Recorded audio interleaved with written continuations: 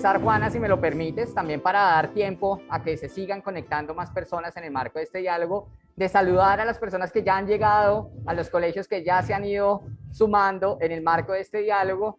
Y voy a hacerlo casi que por localidad, porque tenemos de todas las localidades. Tenemos al colegio Confederación Brisas del Diamante, al Nogal, al José María Vargas, al colegio Sotavento, al colegio Villamar, al Compartir Recuerdo, todos ellos de Ciudad Bolívar. También tenemos colegios de Engativá, veo por acá a Las Mercedes, a Miguel Antonio Caro, al Instituto Técnico Industrial Francisco José de Caldas y al colegio José Asunción Silva de la localidad de Engativá.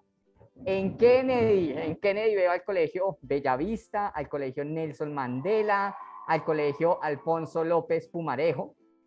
También veo por acá de la localidad de Puente Aranda un colegio muy activo que ha estado escribiendo en el chat, el colegio del Liceo del Caribe, y también nos acompaña una institución pública de Puente Aranda, el colegio La Merced. De Rafael Uribe, el colegio Colombia Viva, el colegio Liceo Femenino Mercedes Nariño, en San Cristóbal el colegio Juana Escobar, de Santa Fe el colegio Antonio José Uribe, de Suba, el colegio Compartir de Suba, el colegio José María Velaz, de Tunjuelito, por acá veo Linem Santiago Pérez, de Usaquén el colegio Agustín Fernández, de Usme, el Estanislao Zuleta, el Nueva Esperanza, el San Andrés de los Altos, otro de San Cristóbal, por acá el República del Ecuador, de Engativá el colegio Morisco, de Suba el Instituto Técnico Distrital Julio Flores, y el colegio Delia Zapata, y de Engativá el colegio Palestina. Tenemos una, mejor dicho, nutrida participación el día de hoy de diferentes colegios de diferentes localidades de Bogotá, y eso me parece maravilloso, porque básicamente estos diálogos se dan es para ustedes y en razón de ustedes. Y posicionar los principios de la justicia escolar restaurativa en las instituciones educativas es fundamental para poder superar aquellas maneras en las que a veces nos relacionamos de manera jerárquica. Así que, querida Juana, yo creo que podemos comenzar, ya somos 114 personas, te dejo para que puedas presentar a cada uno de nuestros invitados e invitadas el día de hoy. Gracias, querido Edwin, y gracias a todos los chicos, chicas, docentes, directivos, obviamente al personal de la JEP, de la Secretaría, que están acá conectados con nosotros esta tarde.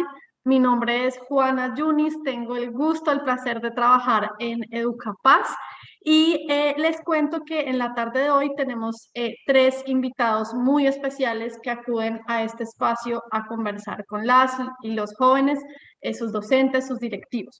Por un lado, tenemos al magistrado Roberto Vidal. Ahorita le voy a pedir que nos dé un saludo, pero primero quería contarles que el magistrado Vidal de la JEP es un abogado con estudios en Historia de la Pontificia Universidad Javeriana. Es doctor en Derecho del programa conjunto de la Universidad Externado de Colombia, la Universidad del Rosario y la Pontificia Universidad Javeriana. Ha sido investigador visitante en la Universidad de Essex en el Reino Unido. Roberto Vidal fue profesor titular, director del Departamento de Filosofía e Historia del Derecho y del Instituto de Estudios Sociales y Culturales Pensar, también de la Javeriana. También ha sido consultor para el Sistema de Naciones Unidas en Colombia y del Instituto Brookings en Washington, en Estados Unidos. Ocupó la presidencia de la Asociación Internacional para el Estudio de las Migraciones Forzadas y de la Red Universitaria por la Paz, Red Unipaz. Fue miembro del Consejo Nacional de Paz en representación de las universidades y las entidades de educación superior, y actualmente es magistrado de la JEP. Magistrado, ahorita te voy a pedir que nos des un saludo, pero si quieres ir prendiendo tu cámara para que te identifiquen, genial, ahí está el magistrado Roberto Vidal. Súper.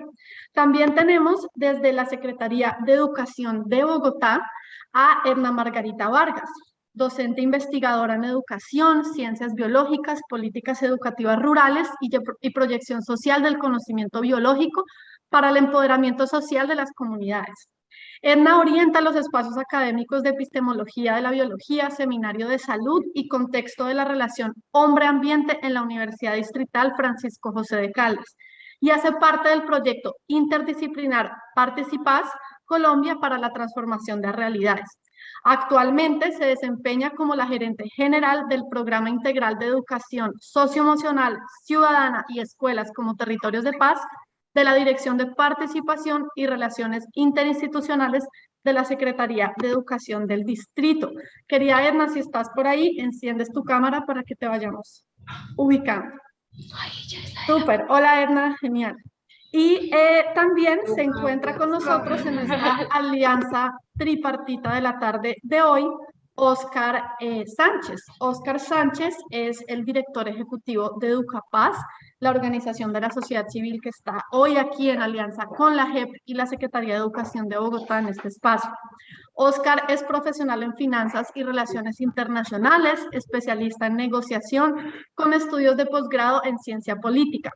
Tiene un magíster en poder, participación y cambio social del Instituto de Estudios para el Desarrollo de la Universidad de Sussex. Ha tenido varios reconocimientos académicos, entre ellos las becas Fulbright y Chevening. Óscar fue secretario de Educación de Bogotá entre 2012 y 2015. Coordinó el área de gobernabilidad democrática del PNUD y ha sido consultor de UNESCO y del Centro Carter. Óscar fue cogestor del movimiento estudiantil por la Constituyente y también trabajó en algún momento en el Ministerio de Educación. Actualmente se dedica a coordinar esta organización Educapaz. Entonces, Óscar, también gracias por estar acá. Quisiéramos pedirles entonces en este momento un muy pequeño saludito. Ya más adelante tendremos el espacio para hacer una intervención más larga. Entonces, Roberto, comenzamos contigo. ¿Cómo estás esta tarde? ¿Cómo te sientes de estar acá en este espacio, La Escuela Dialoga con la JEP?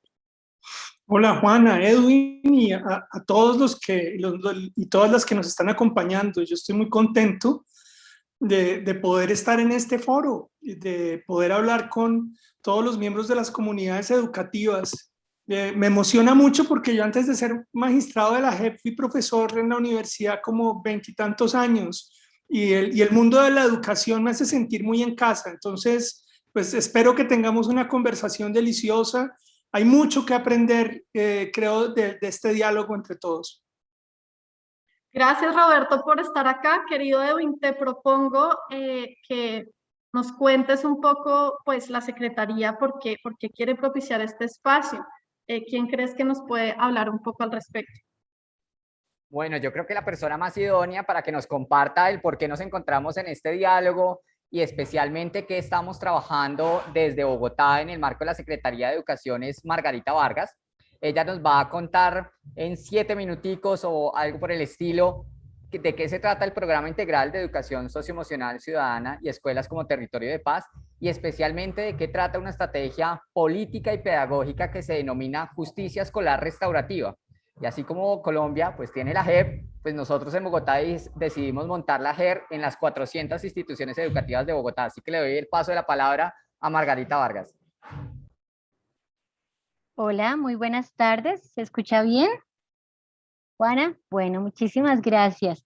Al igual que Edwin, queremos dar un saludo muy especial a las comunidades educativas de Bogotá que han decidido este año afiliarse a la estrategia Justicia Escolar Restaurativa, una estrategia innovadora de la Secretaría de Educación que busca precisamente generar esos espacios de reflexión en aula, espacios conscientes, explícitos, en los que traigamos al aula y a los proyectos transversales, ¿por qué no?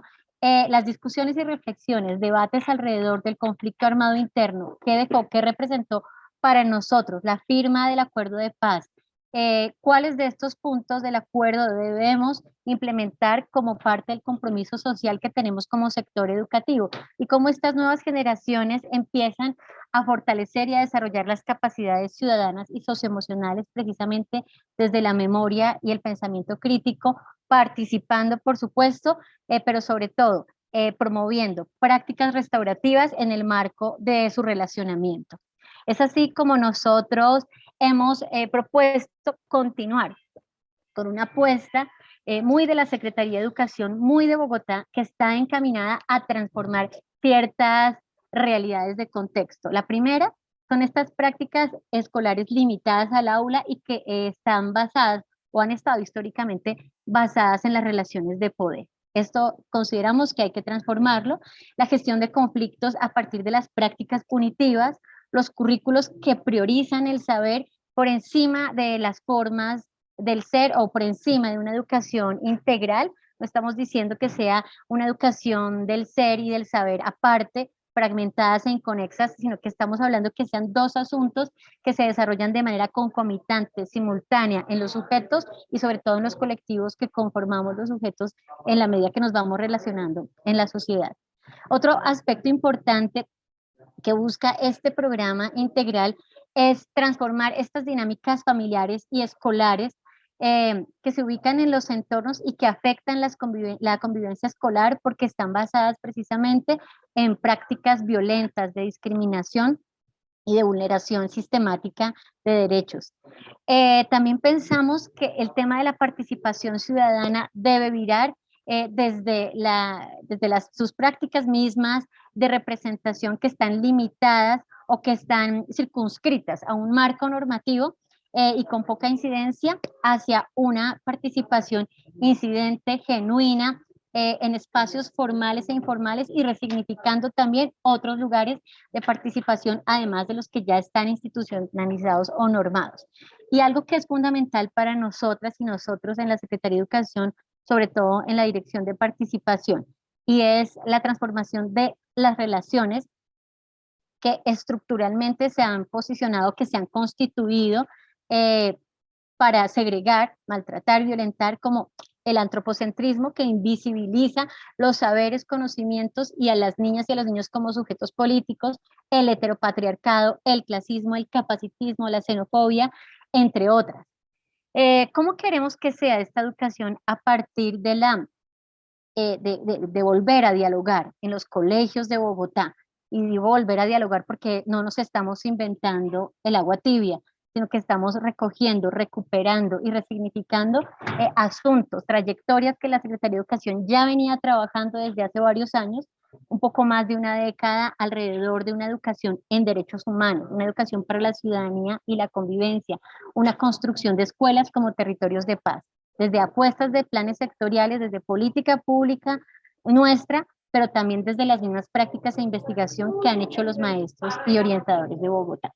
Queremos una educación socioemocional y ciudadana que se aprende en la práctica y en la interacción, no una educación, digamos, solamente basada a ubicar lo socioemocional en un plano de sensibilidad, sino precisamente a problematizar que estos asuntos emocionales han sido incluso puestos en un lugar binario, ¿no? Aquellas sensaciones y emociones son propias, digamos, de nosotros, el pueblo, y aquella razón está situada en una posición de poder. Las emociones son propias de las mujeres, la razón es propia del hombre. Queremos empezar a transformar y a resignificar las comprensiones que tenemos de lo socioemocional y saber que hace parte de lo cotidiano, pero que además parte del relacionamiento con otras y otros es reconocer que las emociones y las manifestaciones de estas se deben a un contexto, es decir, no están aisladas de lo que le ocurre a las personas en sus contextos escolares,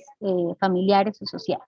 Hay otro asunto que queremos posicionar y es precisamente una educación que fortalece las capacidades ciudadanas y socioemocionales. Y recuerdo muy bien que desde hace varios años, poco más de 8 años, venimos dando estas discusiones en el distrito.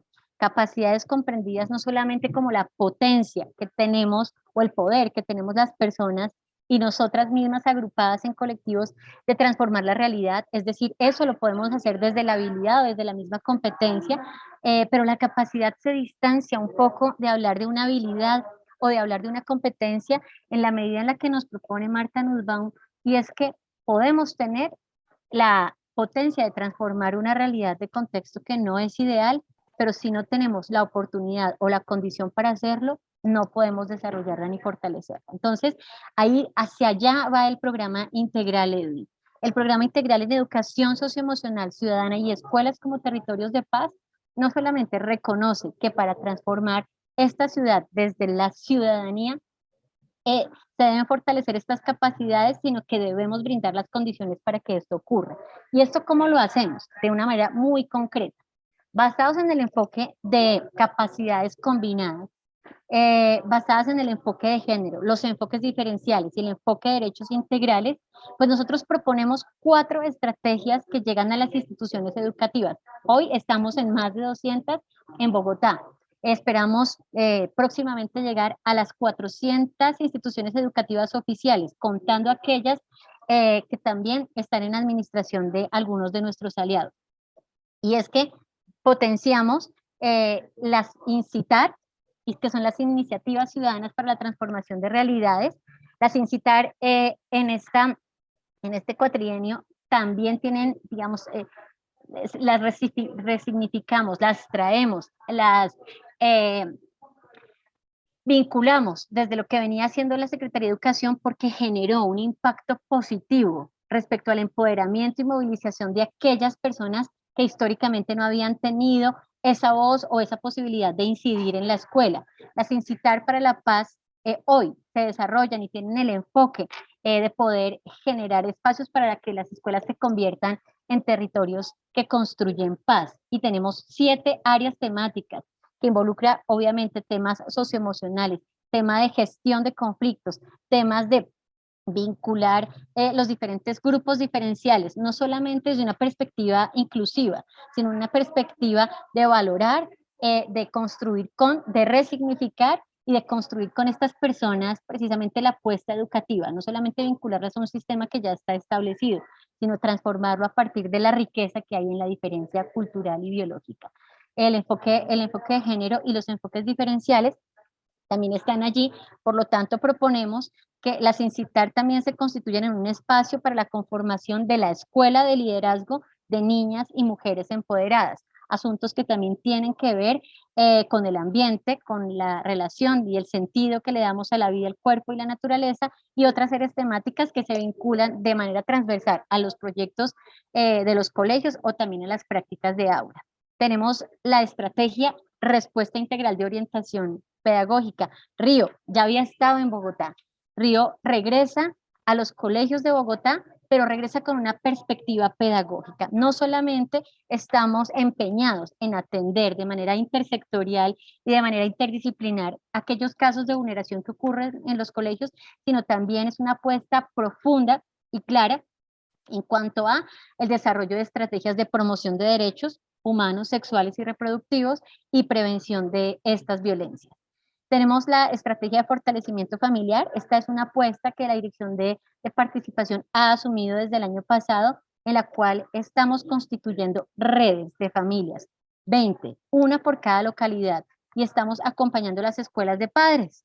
Pero también hemos querido cambiar el nombre porque sabemos que los padres no son los únicos cuidadores de las niñas, niños y jóvenes en Bogotá, sino también son las madres o las personas cuidadoras, abuelas, tías, vecinos, amigos y demás.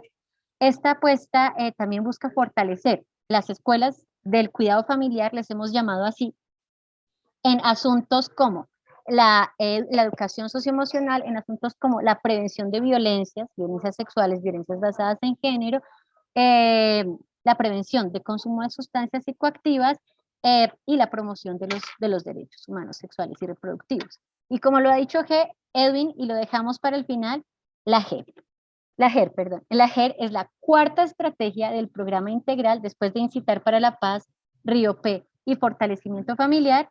La GER es por excelencia esta estrategia sombrilla bajo la cual desarrollamos las demás estrategias y orientamos la perspectiva de desarrollo pedagógico y político de las demás estrategias, y es la perspectiva restaurativa. Es decir, el poder reflexionar alrededor de lo que ha pasado en Colombia, no solamente el propio enfrentamiento entre los grupos armados, sino las causas que subyacen y las consecuencias que ha tenido en nuestra población rural, en nuestra población urbana, respecto a que tenemos más de 68.000 niñas y niños matriculados que son víctimas del conflicto armado en Colombia. Esto no nos puede dejar, digamos, con los brazos cruzados o con los brazos caídos frente a lo que significa hablar de las víctimas en los colegios y generar esos espacios para el reconocimiento de lo que ha significado el conflicto armado en nuestro país y el compromiso que tenemos precisamente en la implementación del acuerdo de paz. Por lo tanto, la GER es para nosotros esa estrategia que por excelencia es política y es pedagógica porque busca posicionar la paz como derecho y la reconciliación perdón, la restauración como ese fundamento para la reconciliación y para la transformación de las formas de relacionamiento entre nosotros. Básicamente, a partir de esta estrategia, justicia escolar restaurativa, que permea también las relaciones de familia, que permea todas las atenciones que hacemos a las situaciones de violencia o vulneración que se presentan en los colegios, que promueve unos derechos, están, digamos, bajo la sombrilla de las reflexiones sobre lo restaurativo en el marco de un contexto histórico y político en nuestro país. Entonces, para nosotros la estrategia justicia escolar restaurativa se convierte en el camino para empezar a constituir desde cualquier lugar del currículo, macro, meso o microcurrículo, una cultura restaurativa. Esa es la apuesta que queremos posicionar, que estamos posicionando y de la cual ya tenemos vinculados en Bogotá 120 colegios formalmente, pero muchos más vienen con nosotros trabajando, digamos, de maneras alternativas, asistiendo a nuestros seminarios, procesos de formación, procesos de sistematización, debates, digamos, encuentros ciudadanos y otras estrategias que hemos desplegado precisamente para que las personas y sobre todo los colegios que se quieren vincular puedan desde ya empezar a participar. Eso era lo que les queríamos contar rápidamente. Muchas gracias. Edna, muchísimas gracias por ese recorrido interesante de la apuesta, digamos, que tiene la Secretaría de Educación de Bogotá por posicionar la educación socioemocional ciudadana para fortalecer las escuelas como territorios de paz. Quería entonces pedirle a mi querido Oscar Sánchez que nos dé un saludo y nos cuente un poco por qué Educapaz está aquí, por qué esta alianza con la JEP y por qué la importancia de este espacio, la Escuela Dialoga con la JEP en Bogotá. Gracias, Juana.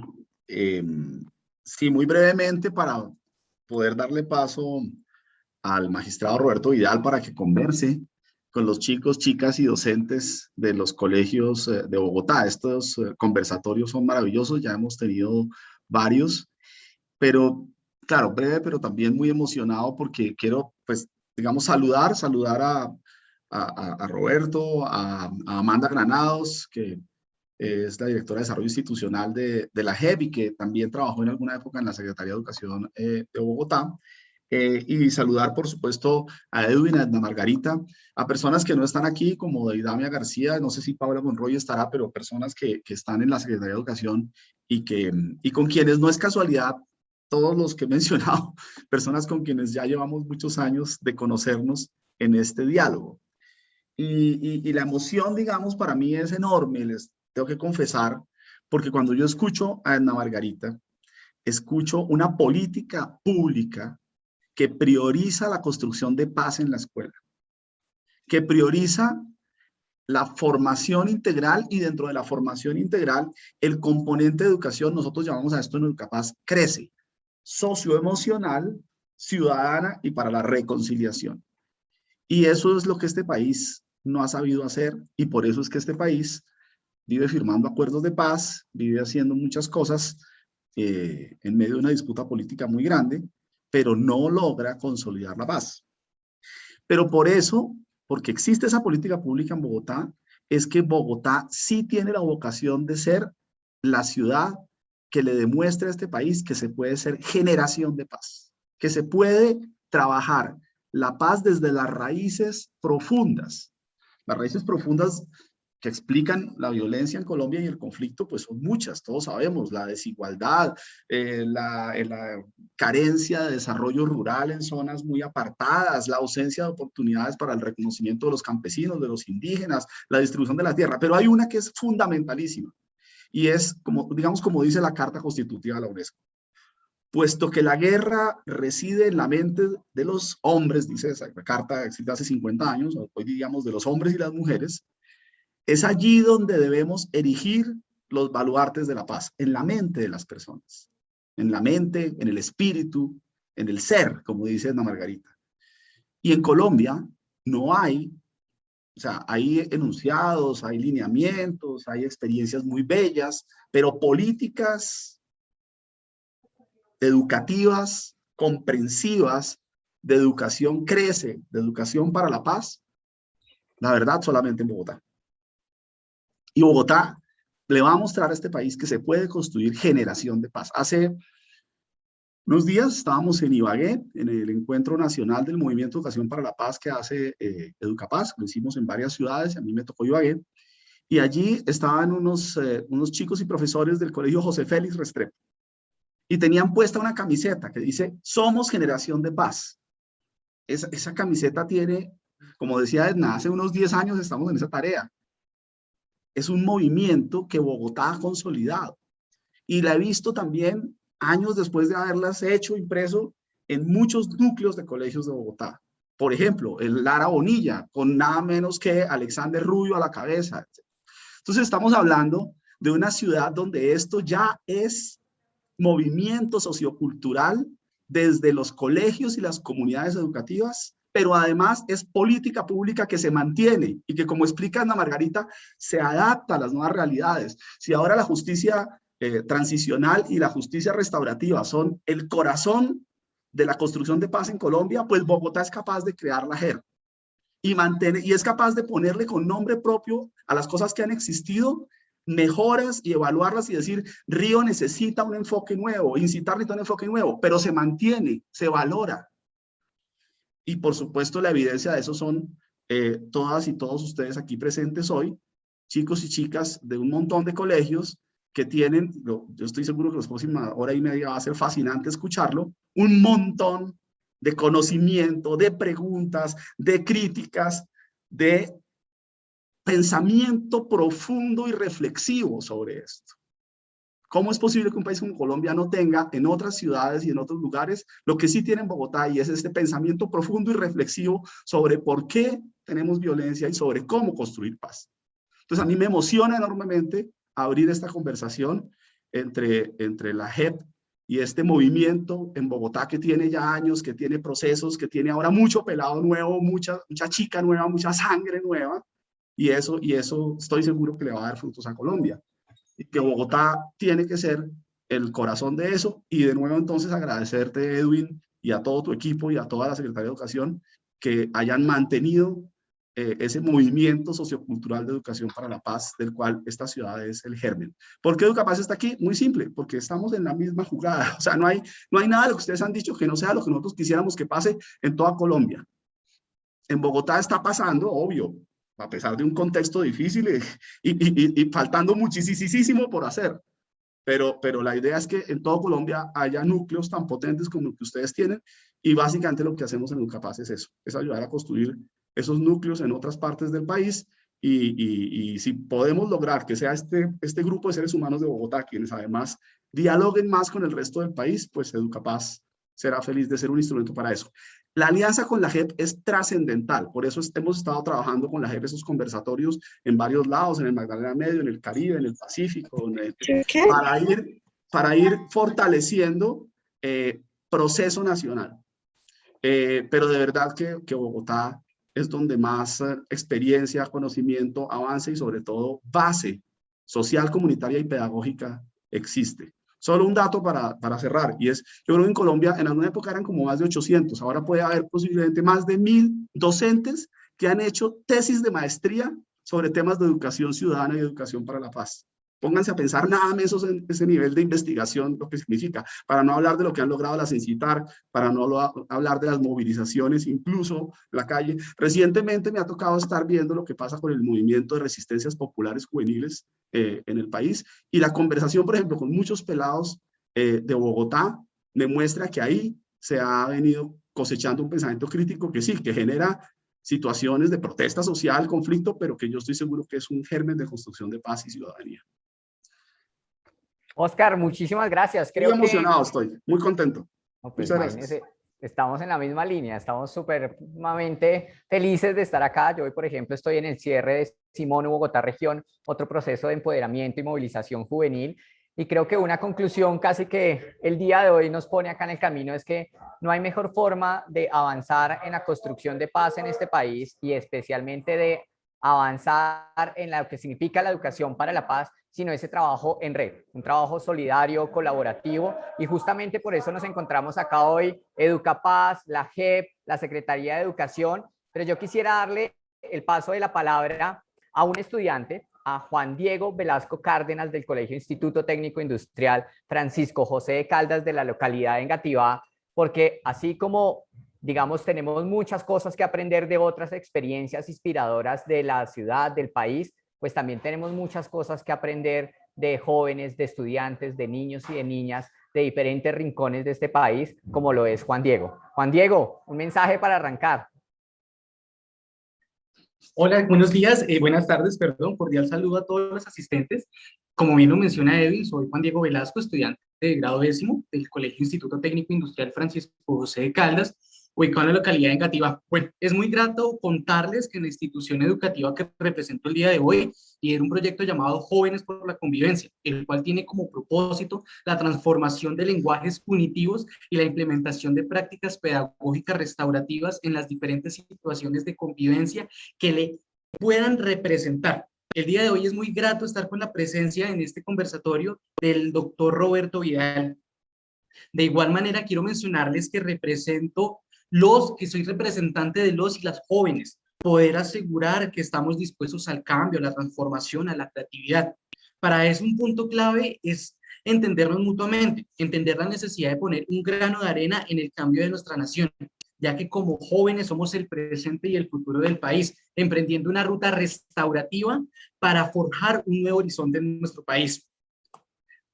Bueno, un futuro que, bueno, sabremos que inició con estas 120 instituciones, estas 120 iniciativas que en Bogotá estamos abriendo espacios para la reflexión de saber cómo aprender a reparar, comprometiéndonos con hacer un cambio en la convivencia y con asumir las causas y las consecuencias del conflicto armado.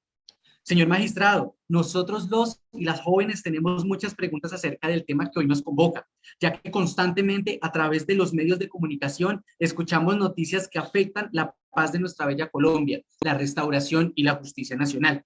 Es un placer saber que existen personas como usted y su equipo de trabajo que le apuestan a la búsqueda de la verdad, darle voz y ánimo a esas víctimas del conflicto armado que lamentablemente han sido afectados en la historia del país. Doctor Vidal, su misión de hacer un ambiente restaurativo es lo que nos motiva a nosotros como jóvenes a liderar procesos al interior de nuestras comunidades educativas, de la mano con nuestros docentes y nuestras familias, cuya meta es hacer de nuestras instituciones educativas territorios de paz, perdón, restauración y garantías de no repetición, la cual inicia con este tipo de espacios, con estos conversatorios y con ser capaces de promover en la escuela ambientes de escucha, diálogo en torno a lo que nos pasa en la convivencia diaria. Como juventudes de las instituciones educativas oficiales del distrito, quiero darles la bienvenida a este espacio de conversación. La escuela conversa con la JEP, en compañía de nuestro invitado, el doctor Roberto Vidal, que es magistrado de la sección para casos de reconocimiento de verdad y de responsabilidad. Esperamos que este espacio sea uno de muchos que queremos seguir con usted, magistrado. Le invitamos a que el año próximo usted asista a las instituciones y conozca cómo desde el interior de las escuelas reconocemos las escuelas como territorios de paz. Juan Diego, muchísimas gracias. Yo espero que todos los que están allí estén tan emocionados y que se sientan orgullosos y orgullosas de lo que representa Bogotá, de lo que representa este movimiento liderado por educadores, pero también súper protagonizado por las y los jóvenes. Entonces, como decía Juan Diego, acá hay muchos chicos y chicas con preguntas, ¿no? Y en este momento quisiera darle paso a María Rodríguez de la institución educativa distrital Brisas del Diamante, quien va a plantear la primera pregunta para el magistrado Roberto. Adelante, María.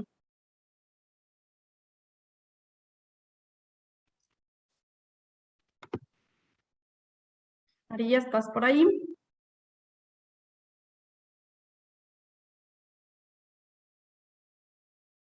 Bueno, como creo que quizás María tiene alguna dificultad, no sé, Eso, Edwin, si quieres que planteemos un poco esa pregunta general con la que vamos a escuchar al magistrado Roberto Vidal. Sí, creo que cuando llegamos a las instituciones educativas siempre hay una pregunta frecuente y es, ¿qué es eso de la justicia transicional? ¿Y por qué es importante para un país en el contexto como el que nos encontramos en este momento en Colombia? ¿Cómo explicarlo, digamos, un poco como diría nuestra subsecretaria en Plaza Sésamo? ¿Qué es eso de la justicia transicional? Muy bien, Edwin, muchas gracias. yo pues, comienzo registrando pues, que la emoción de la que hablaba Oscar, que comparto completamente, advirtiendo que el tema de justicia restaurativa se planteó varios años antes en el sistema educativo, antes de que lo pudiéramos hablar en el sistema de justicia. De alguna manera lo que ustedes han hecho es una experiencia de la que aprendemos nosotros y una experiencia que se transmite a la negociación de la paz y se incorpora dentro de la justicia. Pero ahora les cuento un poco qué es lo de la justicia transicional.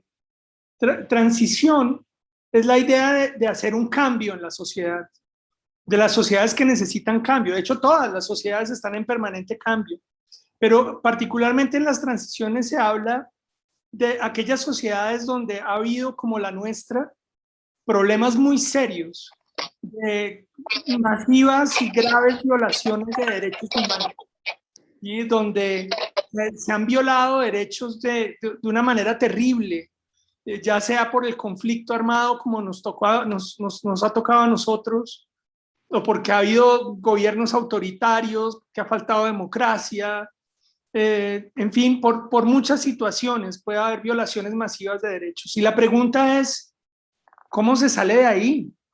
¿Cómo hacemos para cambiar eso? ¿Cómo hacemos para transitar? O sea, movernos hacia otro lado. Es posible movernos hacia otro lado. No estamos condenados a vivir así. No somos una sociedad violenta por sí misma, que ha sido violenta toda su historia y será violenta en el futuro, no. La idea de transición es que las sociedades como las personas pueden cambiar. Y eso, y creo que por eso la idea de transición es tan cercana a la idea de educación. En la educación nosotros estamos creciendo, todos los tiempos estamos cambiando, estamos aprendiendo nuevas cosas, siendo otras personas. Un poco la pregunta podría ser si, que está en lo transicional, es una sociedad puede aprender a ser de otra manera distinta, ¿sí? Puede tener un futuro diferente. Podríamos cambiar una sociedad para que todos vivamos de otra manera. Y eso tiene muchas respuestas, ¿cierto? Estoy con la Lamentablemente, buena parte de las respuestas que nosotros Hola, hemos dado son respuestas de la violencia. Esta sociedad hay que cambiarla con violencia, a tiros. Hay que coger la gente y forzarla, ¿sí? Porque es que aquí la gente no entiende de otra manera. Y así se impuso el conflicto armado como un modo de resolver la sociedad. Piensen en nuestra sociedad donde quién gobierna es una cosa que se ha resuelto con armas. Cómo producimos la comida es una cosa que se ha resuelto con armas. Si uno quiere ser un hombre o una mujer o un género intermedio o lo que quiera, eso se resuelve con armas, ¿sí? O sea, esta cosa de ponerle violencia a todas las decisiones colectivas. Y la pregunta entonces es, nuestra transición es cómo salir de ahí. ¿Cómo podemos llegar a lugares donde podamos tomar esas decisiones sin incorporar componentes de violencia, sino otro modo de tomar decisiones? Las respuestas que se han dado durante muchos años han tenido que ver con negociaciones de paz. Muchas negociaciones de paz hemos tenido a lo largo de los siglos de nuestra existencia republicana. Hemos tenido los partidos políticos que gobernaron el país durante muchos años, el liberal y el conservador, en un momento fueron ejércitos que terminaron haciendo un acuerdo de paz para poder terminar una guerra entre ellos. El último acuerdo de paz que nosotros hemos hecho es entre el gobierno y la antigua guerrilla de las FARC. Y ese acuerdo ha sido muy interesante, porque habría que decir que ha logrado en buena parte su cometido. La inmensa mayoría, mucho más del 95%, de las hombres y mujeres de ese movimiento que firmaron el acuerdo han cumplido y se han entrado a la paz, han estado trabajando para encontrar unos caminos distintos para también meterse en las decisiones y hacer política. La idea de la justicia transicional es una idea que viene desde hace rato y que lo que dice fundamentalmente es que esas transformaciones no se pueden hacer simplemente con pactos de paz, sino que esos pactos de paz necesitan una parte de justicia. ¿Y qué se entiende por justicia? Justicia es primero, es una cantidad de cosas juntas. La primera, que hay que reconocer la verdad de lo que sucedió, que hay que conocer lo que sucedió para poder superarlo, que contrario a lo que uno tendería a pensar, ¿no? Transitar, convertirse en una sociedad diferente de pronto implica olvidarnos de lo que pasó, pasemos la página y olvidémonos. No, la justicia transicional dice lo contrario, dice lo que primero que tenemos que hacer es entender qué fue lo que pasó, contar qué fue lo que pasó, y sabemos además que lo que pasó no tiene una sola versión, sino que eso debe contarse desde diferentes versiones. Pero hay unas versiones que son centrales. Primero, los que deben contar qué pasó son las víctimas. Y le pone un lugar central a las víctimas. Ellas tienen que contar qué fue lo que sucedió, cómo lo vivieron, qué fue lo que sufrieron, cuáles fueron los daños que les ocurrieron, porque ellas son las primeras que pueden decir qué es lo que necesitamos hacer para poder salir del conflicto. Entonces, aquí hay un asunto de verdad tremendo. Alrededor de la verdad está un tema central para la justicia transicional, que es la responsabilidad, ¿sí?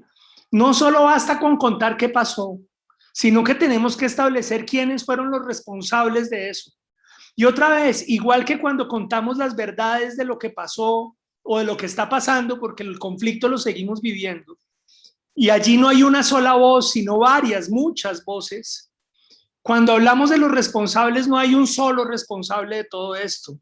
No hay una sola mente perversa que se inventó todo lo que nos pasó. Hay muchos responsables en diversos niveles, desde los que ejercieron la violencia, los que usaron las armas, hasta los que dieron órdenes simplemente, o aquellos que sin siquiera usar armas ni dar órdenes, simplemente se beneficiaron de todo ello y lo toleraron y les pareció que estaba bien, ¿sí? Y se aprovecharon sin disparar un tiro, pero se aprovecharon de todo ello. Hay muchos responsables acá. Y entonces en la justicia lo que se trata es de encontrar esos responsables y que esas personas reconozcan su responsabilidad, o que los jueces, digamos, ustedes fueron los responsables, es decir, atribuir la responsabilidad. Y cuando tenemos la verdad, tenemos las víctimas, tenemos los responsables, tenemos la sociedad, que es el lugar donde tanto víctimas como responsables viven su vida cotidiana. Está el tercer componente de esto, que es ¿qué hacemos con ellos? Y ahí es donde nos juntamos todos. Miren que son las preguntas que se han formulado en la escuela, ¿sí? Entonces, o simplemente los castigamos. En el caso de la justicia y de la administración de justicia del Estado, normalmente es mandar a la gente a la cárcel por unos periodos de tiempo más y más largos, y entre más responsabilidad tienen, periodos de tiempo más largos de encierro, alejados de su familia y haciéndolos sufrir un dolor. Así es como se define la cárcel. Es que yo te hago sufrir un dolor del mismo tamaño del dolor que tú causaste. Es una venganza que ejerce el Estado. Y esa es la idea de la justicia normal, ordinaria. Y la idea es que la gente le tenga tanto miedo a ese castigo, que entonces, como le tiene tanto miedo, no va a volver a cometer ese delito. Bueno, esa es como la idea que está detrás.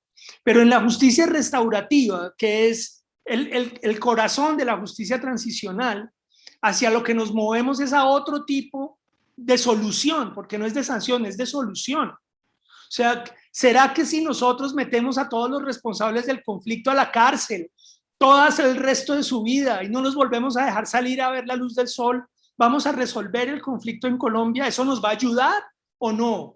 Y la justicia transicional lo que dice con la justicia restaurativa, y aquí empezarán a ver que estamos hablando lenguajes, los mismos lenguajes, es que lo que necesitamos en las soluciones, y de eso hablaremos más adelante, es más bien entender cuál fue el problema, entender cómo lo solucionamos entre todos, comprometernos a hacerlo, y que eso puede reemplazar el castigo de causarle dolor al responsable, y más bien traernos al responsable, para que entre víctimas, sociedad, los responsables, el Estado, nos inventemos cosas que nos permita cambiar, transitar, le permita a las víctimas dejar de ser víctimas y poder ejercer sus derechos, pero también le permita a los responsables y a los victimarios dejar de ser responsables y convertirse en ciudadanos, convertirse en políticos, convertirse en líderes sociales, convertirse en padres de familia o en hijos y volver a una vida de ciudadanos, y permita a la sociedad con eso cambiar. Eso es la idea de justicia transicional, un ejercicio de justicia para que la sociedad transite, se transforme en otra cosa, y todo eso lo tenemos que construir juntos. Bien.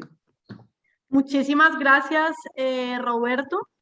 Y muy interesante quienes están escuchando acá, Roberto, y les vayan surgiendo reflexiones, emociones, pensamientos, lo puedan escribir en el chat, porque quiero contarles a todos y a todas que la palabra se la estamos dando a aquellos chicos y chicas que, digamos, que postularon un poco sus preguntas o sus intervenciones previas al espacio.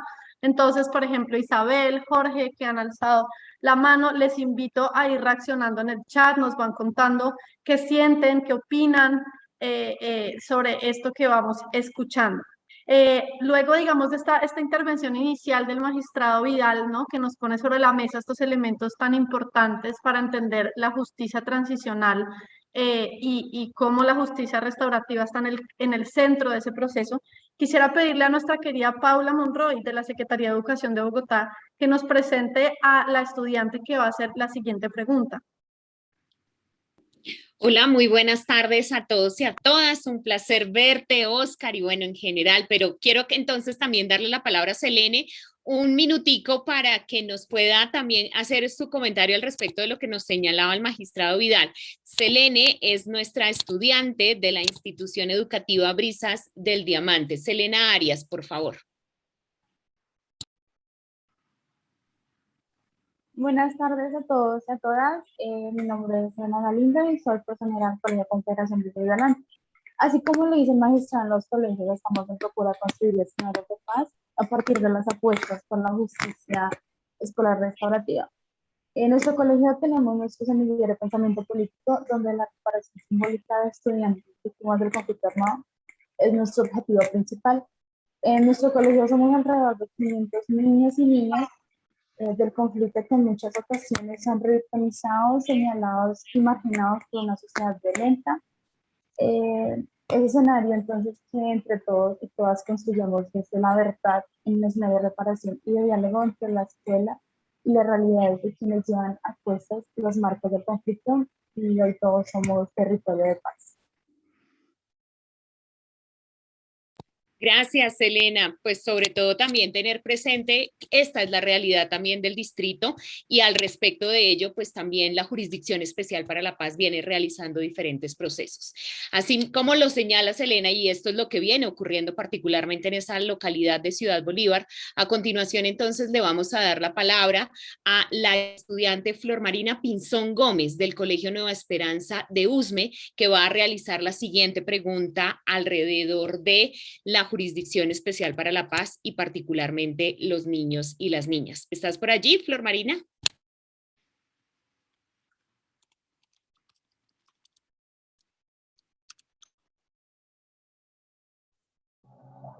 Buenas tardes a todos y Claro, todas. escuchamos.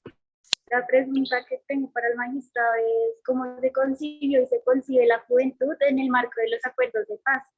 Bueno, teniendo en cuenta que los combatientes de uno y otro bando en su mayoría son jóvenes en busca de oportunidades. Muy bien. Pues muchas gracias, Flor Marina, por la pregunta, y Selena. Bien, la pregunta sobre los jóvenes, el conflicto y la justicia es bien delicada. Primero porque esa sociedad de la que estamos hablando es una sociedad con una altísima presencia de jóvenes, ¿sí?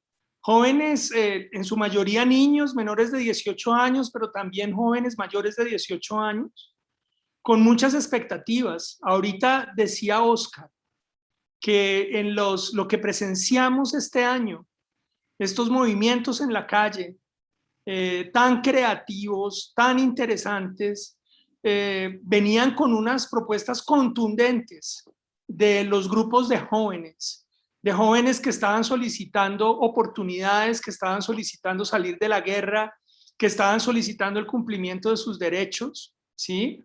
Y cuando miramos también muchos de esos jóvenes, encontramos que, por ejemplo, en Bogotá, si bien los grandes escenarios del conflicto y de la guerra en Colombia estaban en las zonas rurales, los grandes lugares donde llegaron las víctimas del conflicto son las grandes ciudades, comenzando por Bogotá.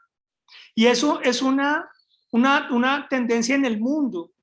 Los grandes constructores de las ciudades han sido las víctimas de los conflictos, que llegan a las ciudades huyendo y que cuando las llegan, las construyen y las hacen, ¿sí? Fueron víctimas del conflicto por generaciones. Ya tenemos bisabuelos, abuelos, padres, hijos, nietos, que han construido esta ciudad con sus manos, ¿sí? Llegando en las condiciones más difíciles, a los lugares más marginales, donde fueron haciendo casas. Que hay algo maravilloso en buena parte de la ciudad de Bogotá, que es una ciudad hecha con las manos de los habitantes de esas casas, ¿no? Esas casas que se hacen de a poquito y que van creciendo y creciendo con las familias. Esa es una ciudad construida por las víctimas. Y esas víctimas además han tenido el mérito enorme de que son las que le han dado la mano a las nuevas víctimas. La mayor cantidad de desplazados del país los recibieron personas que antes habían llegado desplazadas, por ejemplo, a Bogotá. Y con eso quiero señalar que los víctimas y los jóvenes nos han enseñado solidaridad, ¿sí? Y esa es como una de las claves de toda esta iniciativa. Solidaridad significa poder conmoverse con la situación y el dolor del otro y poder imaginarse que uno puede ayudar y puede hacer algo. Quería decir que, como bien lo señalaba Flor Marina en su pregunta, ¿sí? Los jóvenes quedaron atrapados en el conflicto armado. Tal vez el descubrimiento más doloroso que nosotros hemos hecho en la JEP en los últimos tiempos, ¿sí? Fue el caso número 3 sobre los falsos positivos, ¿sí? Encontramos que había gente, además terrible, gente de la fuerza pública, las personas que estaban encargadas de cuidarnos, ¿sí? Y esa gente de la fuerza pública, algunos militares, ¿sí? Algunos paramilitares o algunos incluso personas que usaron eso como negocio, iban y buscaban jóvenes que estaban en necesidad, les ofrecían empleo en otra ciudad, les decían que les tenían empleo en una finca, en el comercio, y se los llevaban para allá y los mataban. Y después los presentaban como si fueran guerrilleros, como si hubieran muerto en combate, ¿sí? Y fueron las mamás y los papás de esos chicos que esta semana los tenían en su casa con ellos y la semana siguiente los veían en la prensa vestidos de guerrilleros y muertos, los que empezaron a buscar esa verdad y a decir, pero ¿por qué le están haciendo eso a nuestros jóvenes? Hoy la JEP ha definido que eso pasó, ¿sí? Eso sucedió. Y es solo un ejemplo de los muchos en que los jóvenes terminaron atrapados en el conflicto. En muchas regiones, incluyendo las ciudades como Bogotá, los jóvenes que estaban en las instituciones educativas o en las universidades, muchos de ellos fueron atraídos y reclutados por ejércitos, ¿sí? Para que se volvieran armados y encontraran la vía de las armas, en donde muchos fueron asesinados o terminaron en la cárcel, ¿sí? O incluso ahora que están desmovilizados, muchos de ellos se metieron a la guerrilla cuando eran niños, ¿sí? Y ya hoy son ancianos. Entonces, digamos, quiero decir es que los jóvenes quedaron atrapados en el conflicto. Pero también miren las cosas que encontramos de cómo quedaron atrapados. Cuando nosotros hablamos con los militares que hicieron eso y que hoy han reconocido su responsabilidad y han pedido perdón, ¿sí? Cuando hablamos con los guerrilleros que reclutaron muy niños y hoy han reconocido su responsabilidad y están pidiendo perdón, ¿sí? Esa gente nos decía cosas terribles también, ¿no? Había militares que nos decían, es que yo hice eso porque necesitaba unos días de vacaciones para poder estar con un niño, hijo mío, que estaba enfermo. Entonces es un señor que comienza matando a un joven para tener unos días de vacaciones, para poder atender a un niño que está enfermo. Con eso él no está diciendo que se justificaba con eso, sino que lo que les quiero mostrar es la forma tan triste en que el conflicto termina vinculando a todo el mundo. Es como un gran monstruo que termina absorbiendo gente que, si no hubiera la guerra, estaría viviendo unas vidas normales, ¿sí? Esos militares estarían haciendo su oficio tranquilos. Esos guerrilleros que estaban reclutando serían campesinos o serían comerciantes o sería gente común y corriente, como ustedes o como yo, como sus papás o como los míos. Cuando nosotros empezamos a hablar con ellos, con esos que ellos nos decían, mi juventud se la robó el conflicto. Yo pasé mi juventud cuando debía estar de fiesta, cuando debía estar haciendo cosas culturales, cuando debía estar en la escuela, estaba con un fusil en el monte, ¿sí? O incluso los chicos que ellos mismos, los que cometieron esos falsos positivos, había muchachos que hicieron falsos positivos, o sea, que mataron muchachos y estos eran militares que estaban prestando el servicio militar a sus 18 años y fueron condenados a 50 años de cárcel a sus 20 años. ¿Sí? ¿Me entienden la desgracia de una juventud sumergida en un conflicto? Y por eso es tan importante para nosotros que estos esfuerzos de paz, estos esfuerzos de justicia, no sean para coger esos jóvenes o que fueron jóvenes o esos ancianos que llegaron jóvenes al conflicto y simplemente castigarlos, alejarlos u olvidarnos de ellos como víctimas, sino más bien traer a toda esa gente y decir, hay un futuro posible distinto para los jóvenes. Y yo leo así lo que nos dijeron en la calle este año. Queremos un futuro distinto, ellos lo están reclamando. Los primeros que saben que necesitamos transitar, cambiar, ¿sí? Son los jóvenes. Los primeros que nos están exigiendo ese cambio son los jóvenes. Entonces, creo que son un actor fundamental de todo lo que estamos hablando. Y paro por ahora ahí. Roberto, muchísimas gracias. También te invito a que visites un poco el chat que ha estado bastante movido. Te cuento que hay jóvenes y no sé, tal vez también algunos educadores. Por un lado, digamos que celebrando el espacio, agradeciendo el esfuerzo que está haciendo la JEP. Por otro lado, también preguntándonos, ¿no? ¿Cómo hacemos para que una sociedad civil como la colombiana, que ha estado tan atravesada por distintas formas de violencia, de corrupción, de una cultura, digamos, de mentira, cómo hacemos para que la gente pueda confiar un poco más en lo que se está haciendo? También hay bastantes interrogantes y planteamientos bien interesantes de si realmente podemos hablar de que las víctimas de las violencias más atroces realmente pueden ser reparadas. Hay varias, digamos, que personas diciendo, ¿será que una víctima que ha pasado, digamos, por tantos atropellos y que encima cuando busca ser atendida es revictimizada? ¿Será que realmente podemos llegar a reparar? ¿Será que la fuerza pública, cuando es el actor responsable, puede llegar a reparar? Y varios, digamos, que comentarios también relacionados con cómo lograr una transformación de nuestra cultura política, de nuestra cultura ciudadana, para que estos objetivos un poco de garantizar el derecho a la verdad, a la justicia, la reparación, sean más posibles.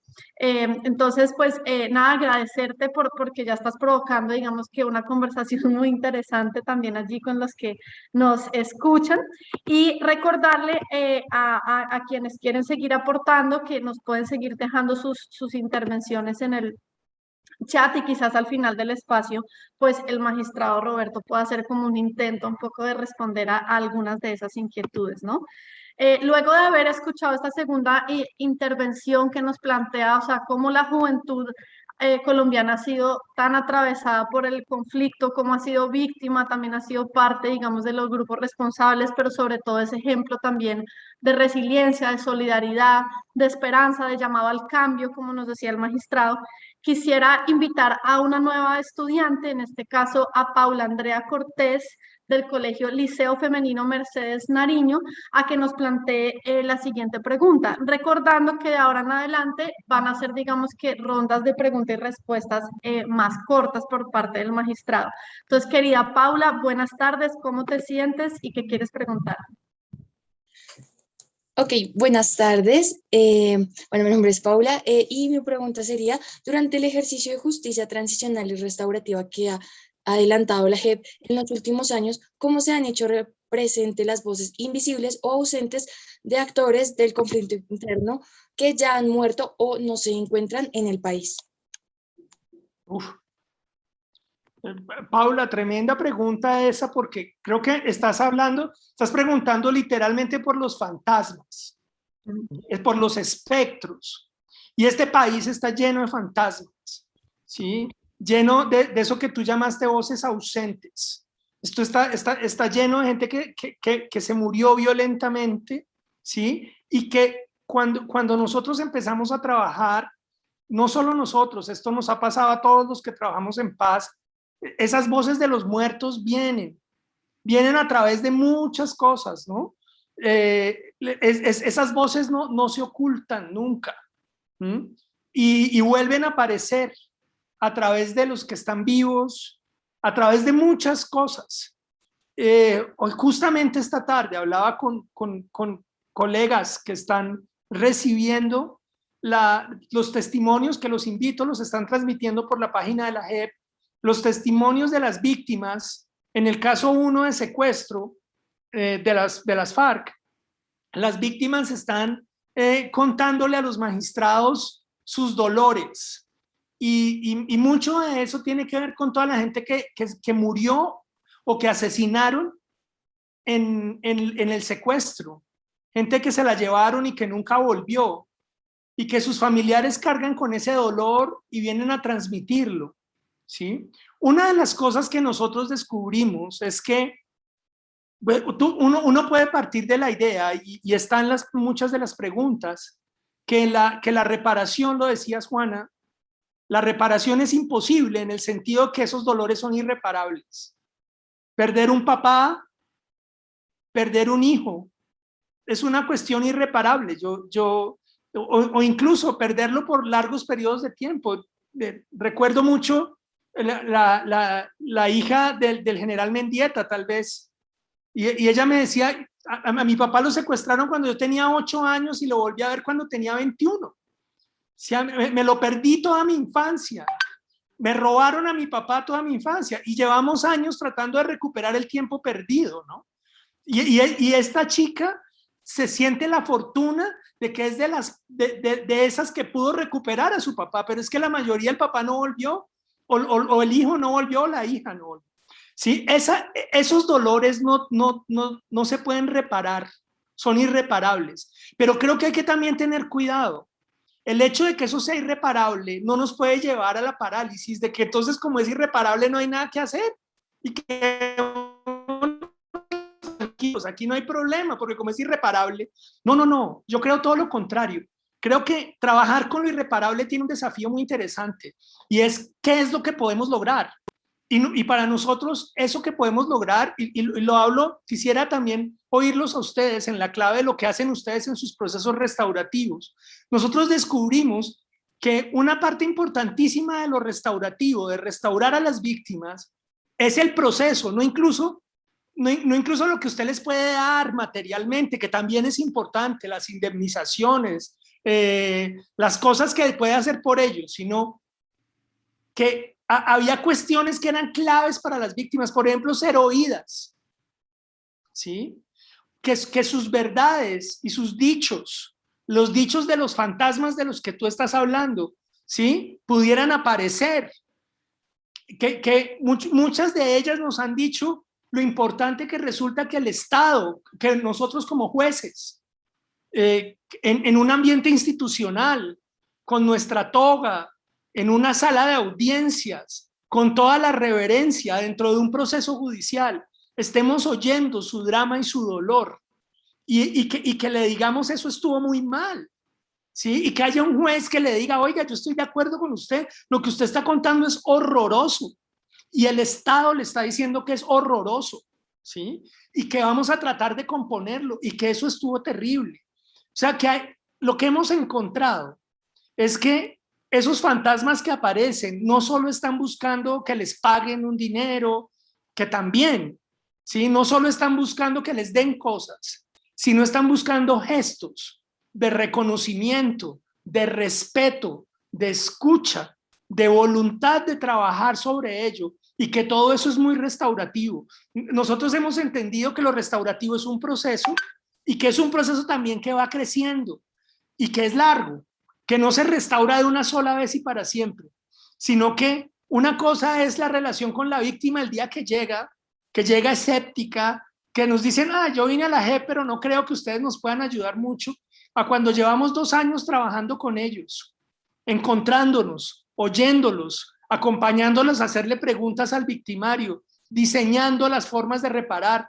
Todo eso que hacemos juntos es tremendamente reparatorio, aunque sepamos que nunca vamos a acabar de reparar todo el daño. Es lo que se me ocurre hasta ahora. Y además, muchísimas gracias, magistrado, por la invitación también que nos hace y que quisiéramos dejar acá nuevamente en el escenario para nuestros líderes y lideresas de las experiencias de justicia escolar restaurativa. Y es, ojo, porque por más de que sea difícil o haya eventos que son irreparables, no quiere decir que sean imposibles, sino que al contrario, se está empezando a gestar también este diálogo entre qué estamos haciendo desde las instituciones educativas y qué están haciendo nuestras instituciones como la Jurisdicción Especial para la Paz. Una invitación que queda también aquí en el ambiente para continuar fortaleciendo ese diálogo y sobre todo esa cultura de la reparación y esa cultura de la reconciliación, que es lo que queremos plantear. Para continuar entonces con esta conversación, continúa la pregunta a cargo de la estudiante Catherine Pava del Colegio Antonio José Uribe de la localidad de Santa Fe. Catherine, ¿estás por allí para hacer la pregunta al magistrado?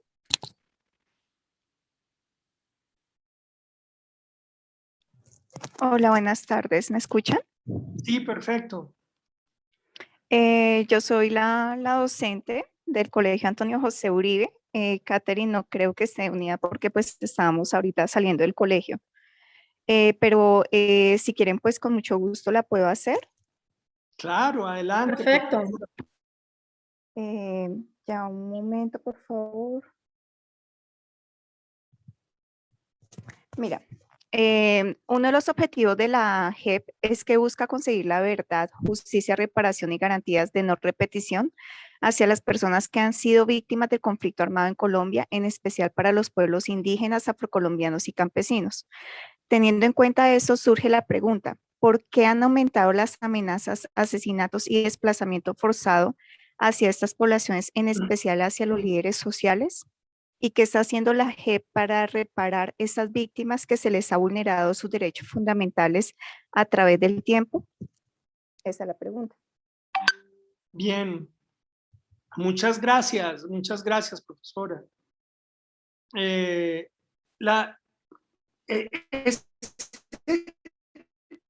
una cuestión tremenda y es que los procesos restaurativos, y aquí sigo pensando en lo que ustedes hacen en la escuela, ¿sí? Uno no puede esperar a hacer los procesos restaurativos cuando ya todo esté bien, ¿sí? O sea, cuando la escuela esté perfecta y todos seamos buenas personas y no tengamos conflictos y seamos felices, ahí haremos la restauración. Lo mismo nos pasa a nosotros en la JEP. Nosotros no podemos esperar a que se acabe el conflicto en el país para hacer justicia restaurativa o para hacer justicia transicional. La transición no es antes de la justicia. La justicia transicional que hacemos lo que busca es que lleguemos a la transición, pero sabemos que el conflicto no se ha acabado. Sabemos que estamos haciendo eso dentro de un contexto de violencia tremendo. ¿Sí? Sabemos que muchos actores armados siguen andando.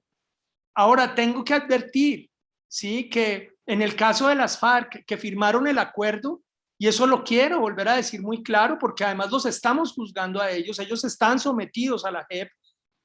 El inmensísimo porcentaje de miembros de las antiguas FARC siguen sometidos a la JEP y siguen en su proceso, ¿sí?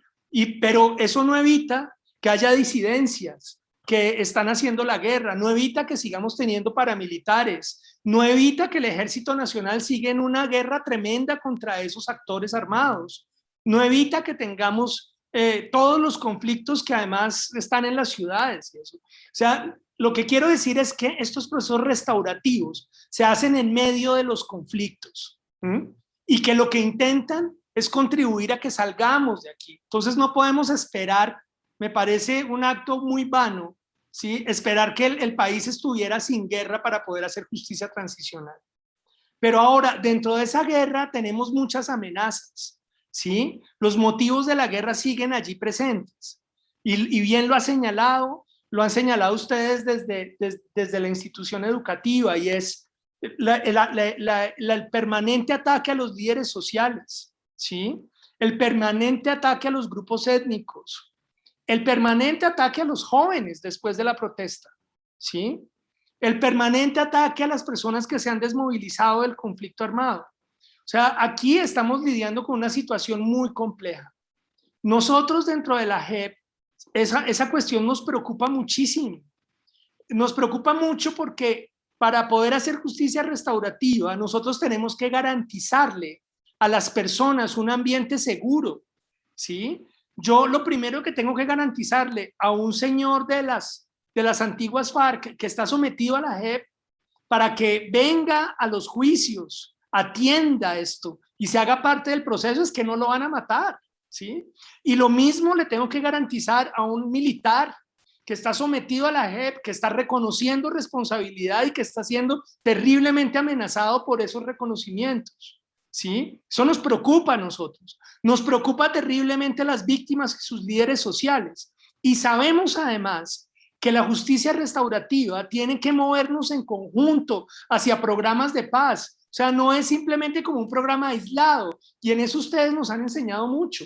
No, yo no puedo hacer justicia restaurativa aislado del resto de condiciones para la paz, de condiciones mentales, espirituales, materiales, sociales. O sea, todo eso tiene que ir junto. No puede ir por un camino el país haciendo la guerra y por otro camino jugando a hacer la paz. Solo tenemos que armonizar.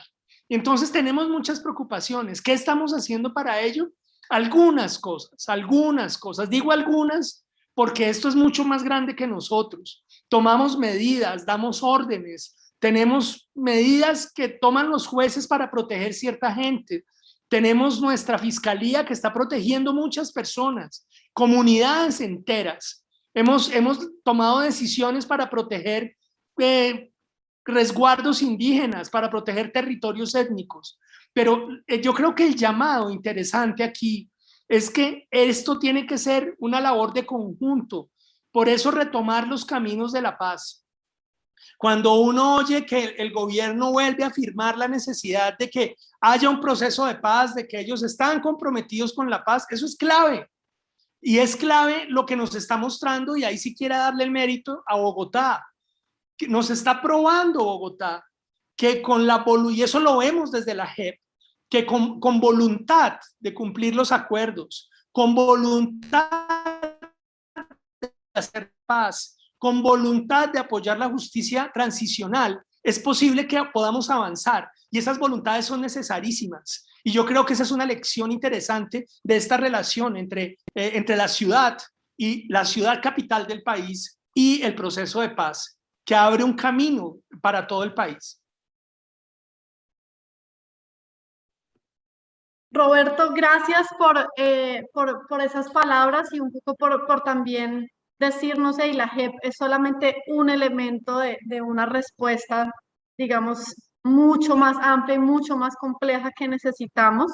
También muy interesante eso pues que resaltaba Paula anteriormente, de que sabemos que nos enfrentamos a enormes retos, entre ellos la persistencia de la violencia, pero que esos retos no nos pueden paralizar, ¿no? Sino que justamente necesitamos entonces ser mucho más contundentes en estos diversos caminos hacia la paz, de los cuales la justicia transicional con enfoque restaurativo es una parte, ¿no? Y pues muy interesante también que estés haciendo ese reconocimiento a cómo Bogotá es ya un ejemplo de un territorio que, teniendo todavía desigualdades, teniendo todavía pues muchas expresiones de violencia distintas, pues ya demuestra, digamos, que un cambio ciudadano y un cambio en términos de política pública bastante importante. Quisiera contarte, Roberto, que en el chat, pues el chat ha seguido muy movido. Tremendo el chat. Ahorita te comento que han surgido, quizás para que lo retomemos hacia el final, algunas inquietudes muy interesantes. Por un lado, hay preguntas, ¿no? De realmente qué tanto se ha logrado desde la firma del acuerdo en términos de cambios de condiciones concretas para las personas que más han sufrido. También hay una pregunta que me pareció súper interesante que decía, ustedes en la JEP, ¿cómo saben cuando les están diciendo la verdad? Me pareció muy importante que conocieras esa pregunta. Sí, también hay un interrogante bien interesante que hace Laura, que dice, bueno, si las víctimas se supone que son el centro del proceso de justicia transicional, ella pregunta por qué a veces es necesario recurrir también al testimonio del victimario. Ella pregunta para validar el testimonio de la víctima. Y también hace algunos minutos había algunas intervenciones más encaminadas a preguntar por la posibilidad o imposibilidad del perdón. Entonces quizás sería interesante hasta el final que tú nos cuentes, digamos, que pues cuál es o sea, si la JEP un poco habla en términos de perdón o cuál es un poco el lugar, digamos, de ese tema tan complejo del perdón. Perdona, Juana, se me cruzó con Paula. Juana, tranquila. Juana, yo sé que llevamos el orden de las preguntas, pero me dejas hacer Dale, claro que sí, por eso te las voy planteando también. Además, les quiero agradecer a todos los que están en el chat, lo tengo aquí enfrente, está sorprendente. Yo de la última experiencia, esta le hablé a mis colegas de la jurisdicción sobre esto que está pasando con ustedes y todos se emocionaron horriblemente. Entonces les transmito eso, me dijeron, cuando nos quieran invitar, vamos. Entonces hay un montón de colegas que quieren venir a este diálogo porque es de verdad desafiante, interesantísimo. Pero me quiero referir puntualmente a una cosa, eso de cómo sabemos si dicen la verdad. Les quiero poner un ejemplo de una cosa que yo viví, ¿sí? Y era oyendo víctimas y victimarios, ¿sí? Alrededor de un asunto que es muy conocido. Era unas personas que tenían secuestradas las FARC y que los tuvieron muchos años en las selvas del Baupés. ¿Mm? Y entonces cuando nosotros hablamos con las víctimas, ¿sí? O más bien cuando hablamos con los victimarios, ellos reconocieron, dijeron, no, nosotros sí tuvimos esos secuestrados durante muchos años, ¿sí? Pero el señor que era el que los tenía y el que los vigilaba, nos decía, es que mi misión como guerrillero de las FARC era mantenerlos con vida. Y como el ejército me estaba persiguiendo todo el tiempo, yo tenía que moverlos a ellos de un lugar a otro. Y entonces mi deber era protegerlos, ¿no? Para este señor, él era un protector de esta gente y les protegía la vida. Y un día yo los movía siempre como 2 kilómetros diarios porque no nos podíamos quedar quietos, pero un día vino una operación del ejército grandísima y me tocó moverlos 12 kilómetros para proteger su vida. Esta es la versión del tipo de la guerrilla. Cuando hablamos con las víctimas, todos dijeron lo mismo, dijeron, no, nos tenían en el Baupés todos esos años, este tipo nos estaba vigilando todo el tiempo y nos movía todos los días, pero un día este tipo decide movernos no 2 kilómetros, sino 12 kilómetros, ¿sí? Y las víctimas a eso lo llamaron la marcha de la muerte, ¿sí? La marcha de la muerte, porque era gente que tenía gastroenteritis, muchos estaban descalzos, estaban enfermos, estaban terriblemente deprimidos, estaban vigilados, llevaban años y de pronto los ponen a caminar 12 kilómetros entre la selva y ellos sintieron en su cuerpo que esa era la mayor tortura a la que habían sido sometidos. Con ese ejemplo, para mí fue muy revelador, porque mira que les quiero transmitir que ninguno se contradecía, todos estaban hablando de lo mismo, de una caminata de 12 kilómetros. Para un tipo era una caminata huyendo y para los otros fue la mayor tortura de la vida. Ese es el lío de la verdad en el conflicto. Por eso es tan importante oír a las víctimas y oír a los victimarios, y que los victimarios oigan a las víctimas. Ese señor que las cuidaba se sentía orgulloso de que les había protegido la vida.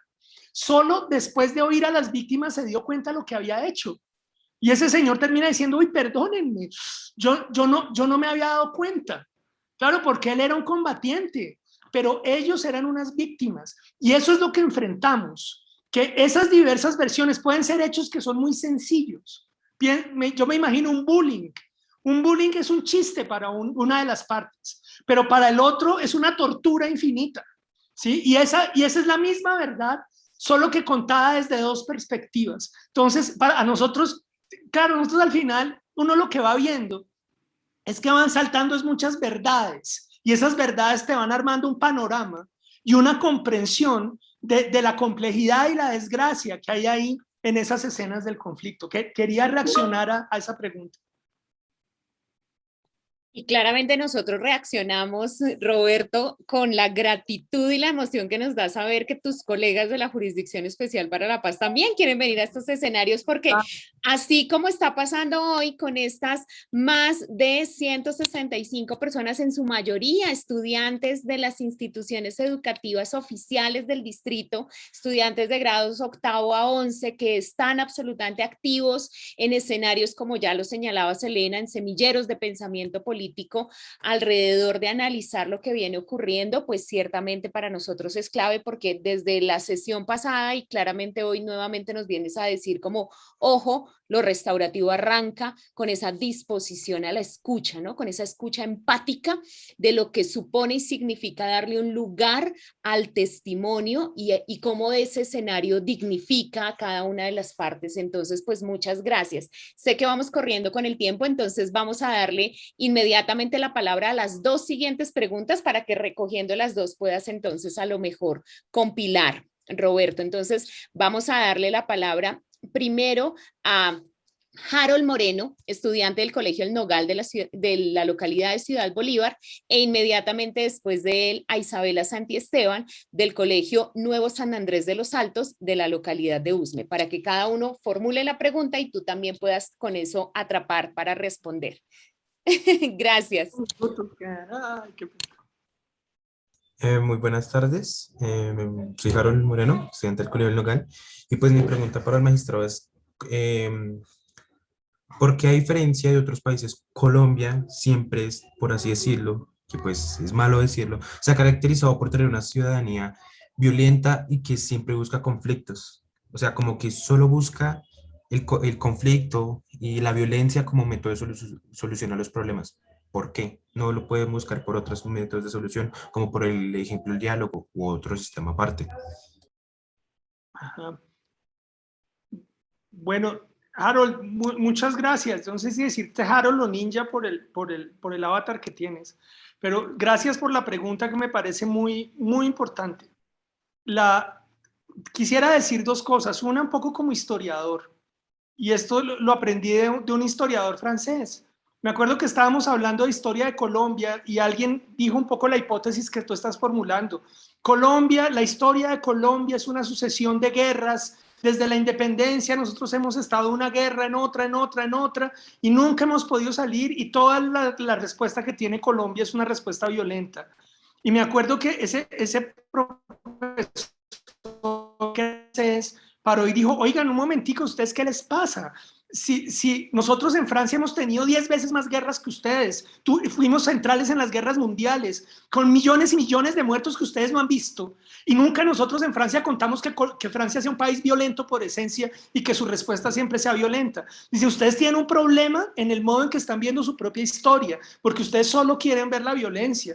Colombia no es solo violencia, y eso a mí me parece súper importante. Para mí fue una lección de oírla además de una persona de otro país, ¿sí? Todos los países, piensen en un país como Estados Unidos, o sea, que ha estado en todas las guerras del siglo XX hasta ahora, al XXI, y ellos no se leen a sí mismos como violentos sistemáticos, pero nosotros sí.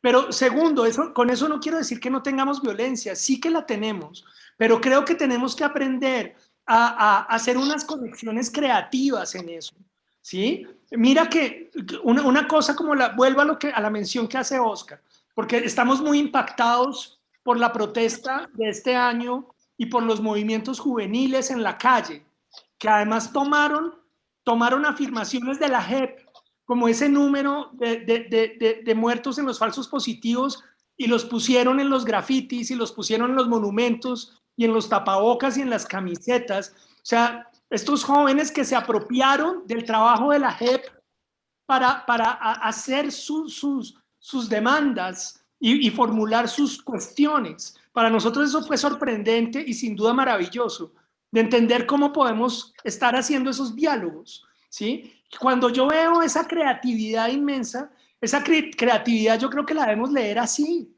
O sea, unos jóvenes que le están diciendo que no a la guerra, que están diciendo que ellos no van a ser ahora ni guerrilleros, ni van a ser paramilitares, ¿sí? Sí, ni siquiera quieren ser militares, que ellos lo que quieren es ser ciudadanos y nos lo dijeron en la calle.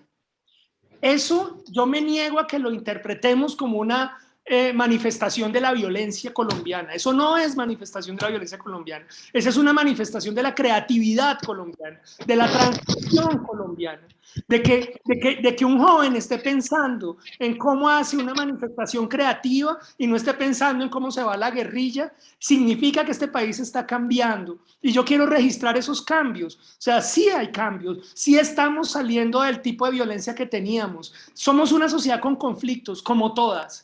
Y vamos a vivir con esos conflictos, pero creo que los vivimos cada vez de maneras distintas. Entonces, yo en eso soy irremediablemente optimista y creo que debemos contribuir a ello. Roberto, gracias y súper oportuno porque justo me ha llegado un mensaje al chat que decía como al chat ese como que le mandan a uno el mensaje directamente, pero se los comparto a todos, que decía un poco que resulta tan abrumador a veces para la juventud habitar este país y ver, digamos, que esta cantidad de historias desgarradoras, de sensación, digamos, de no terminación de esta espiral de violencia. Y entonces este comentario decía como, ¿cómo hacemos para también sentirnos parte de la solución, ¿no? Y no simplemente, digamos, que sentirnos abrumados y desgarrados por tanto dolor y tanta injusticia. Entonces creo que es muy oportuno que justamente tú estés señalando, sí, no podemos negar, digamos, que lo que ha sido esta historia, no podemos negar que estas violencias persisten, que hay muchos retos, pero también tenemos que resaltar los cambios y también tenemos que resaltar, digamos, esa gran capacidad creativa, esa resiliencia, esa solidaridad y pues muchas veces, digamos, en el testimonio de los jóvenes que plantean, digamos, que alternativas tan potentes. Quisiera en este momento precisamente invitar a Isabela Santiesteban, que es la última estudiante que nos va a plantear una pregunta y que tiene que ver mucho con eso, con el papel, digamos, que proactivo que pueden tener las y los jóvenes y las escuelas en todo este reto que vivimos como sociedad. Entonces, querida Isabela, adelante.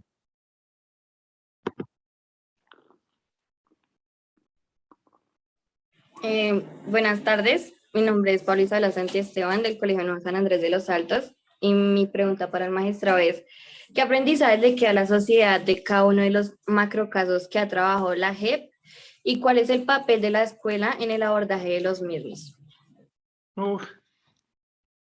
Mira, muchas gracias Isabela y un saludo a tus compañeros en USME. Mira, de los casos aprendemos un montón de cosas. Y porque para nosotros los casos no es este o aquel hecho, sino que son grandes cantidades de problemas gigantescos. Por eso nosotros usamos no la palabra casos, sino macrocasos. Macro significa que queremos ver cosas que se repiten en todo el país o en grandes regiones y que las estamos mirando en conjunto, porque uno de los problemas que había en la justicia era que los jueces en la justicia ordinaria, o sea, nosotros no somos mejores que ellos son magníficos jueces que han hecho tremendos trabajos, pero a ellos les tocaba investigar cada conducta separada, ¿sí? Sí, a ellos les tocaba ver que aquí hubo un robo y después hubo violencia sexual y después por allá les toca investigar en otro proceso el reclutamiento y después investigar por allá el asesinato.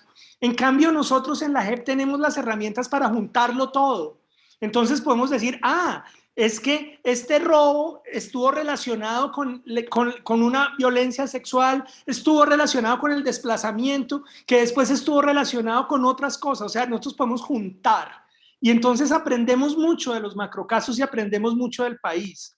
Yo quisiera invitarlos y porque es que ya está pasando, y nosotros lo vemos con gratitud, con respeto, con solidaridad y con toda la disposición.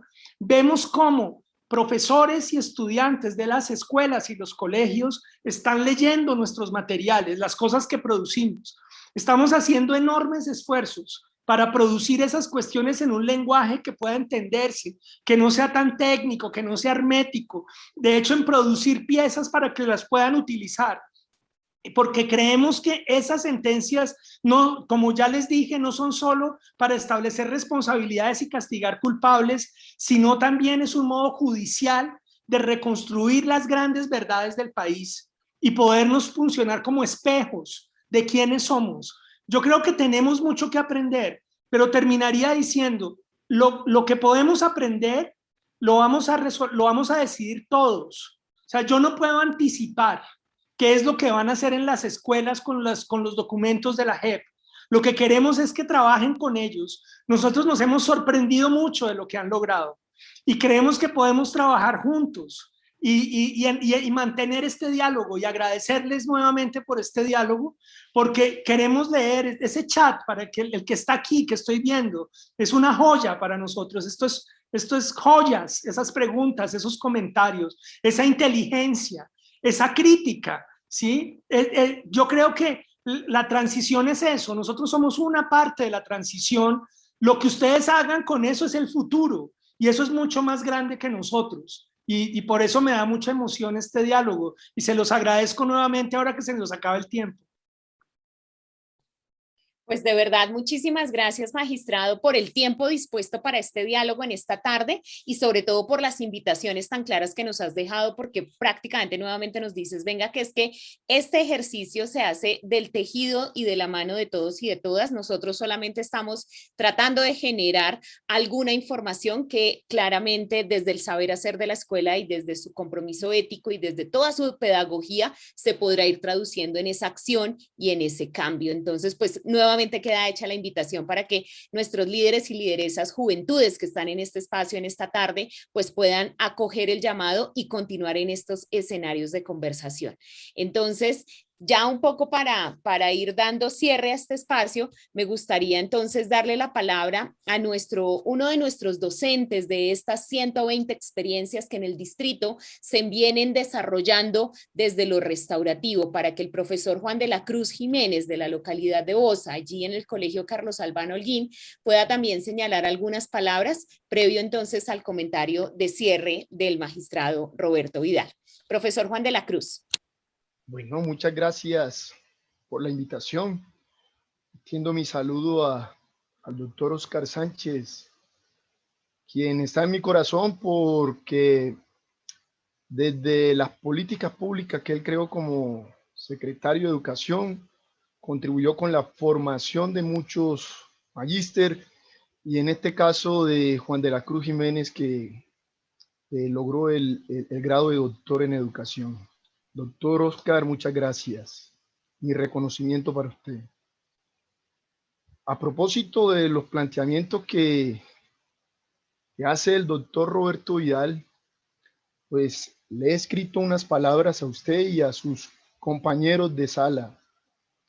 Señor magistrado Roberto Vidal y miembros de la Justicia Especial para la Paz, la comunidad educativa reconoce el coraje de todos los miembros de la JEP en la búsqueda de la verdad, la reparación y la justicia para miles de niños y adolescentes víctimas de todo tipo de delitos cometidos por múltiples actores armados que sin importar su condición de niño no respetaron su dignidad humana.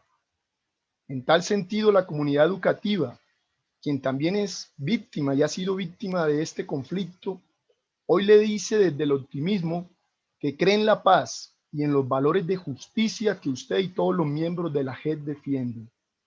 Por tal razón, todos los días nos levantamos a formar ciudadanos que aprendan y pongan en práctica el respeto y la valoración de las diferencias en un contexto pluriétnico y multicultural como es nuestro Estado social de derecho.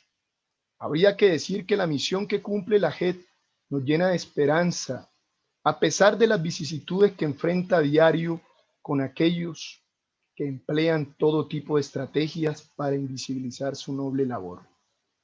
El legado de la JEP representado en honestidad, coraje, perseverancia, responsabilidad y compromiso con la justicia y la paz serán ejemplo para que nuestros niños y adolescentes que ayudamos a formar no pierdan la esperanza de vivir en paz y en respeto en medio de las diferencias que nos caracteriza como seres humanos.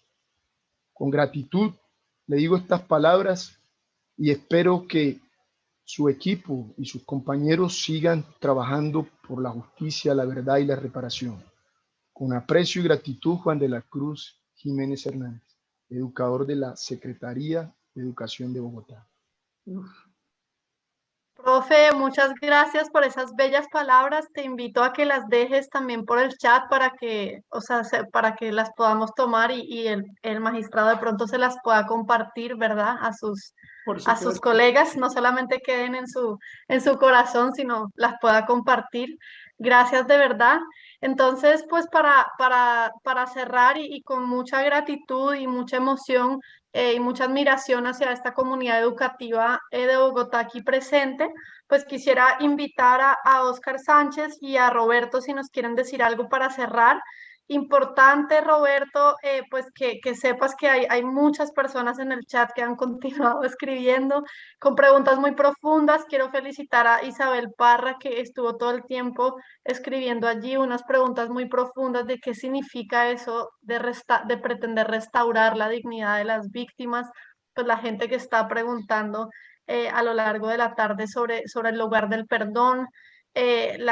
Todas las personas que han escrito, como tú bien lo decías, en inteligencia crítica, diciendo pues cómo podemos creer, cómo podemos confiar en medio, digamos, de tantos retos y pues muchos también aportes que tienen que ver con lo que decías, ¿no? De que la justicia transicional es una parte de la respuesta, pero que hay muchas otras condiciones que aún necesitan ser transformadas. Entonces, no sé si invito a Óscar si quieres decir algo para cerrar y luego Roberto, pues nos ayudas a digamos que acoger estas últimas palabras y despedirnos esta tarde. Gracias. Yo lo que pienso es que tanto dolor y tanto rencor no se pueden superar si no hay un proceso, como dijo Roberto al principio, si no hay una transición en muchos aspectos, una transición en el sistema de justicia, como encarna la JEP, pero también una transición, por ejemplo, en el proceso de formación espiritual, emocional, política de las generaciones, porque es mucha la carga que tenemos. Y a veces pareciera como le pasa a todo el mundo cuando tiene una situación traumática. La negación juega un rol muy reproductor y aplazatorio, digamos, de la solución. Entonces tenemos que asumir ese dolor. Y por eso esta institución, digamos, de la JEP es el corazón del acuerdo de paz y de la posibilidad de un proceso genuino de paz, no un proceso formal, sino un proceso profundo.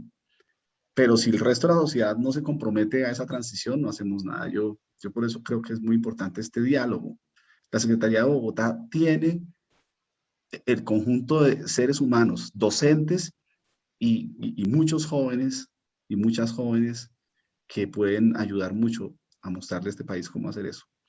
Yo creo que para Educapaz el diálogo con la JEP ha sido un proceso interesante. Recuerdo que con Roberto hablábamos hace ya como más de 3 años de cómo ponerlo en marcha y la verdad es que en el último año se ha fortalecido mucho y hemos empezado sí estos conversatorios que hay que profundizarlos y me alegra mucho que haya surgido este comentario de que tanto mucha gente en Bogotá como colegas de Roberto en la JEP quieren que esto sea cotidiano.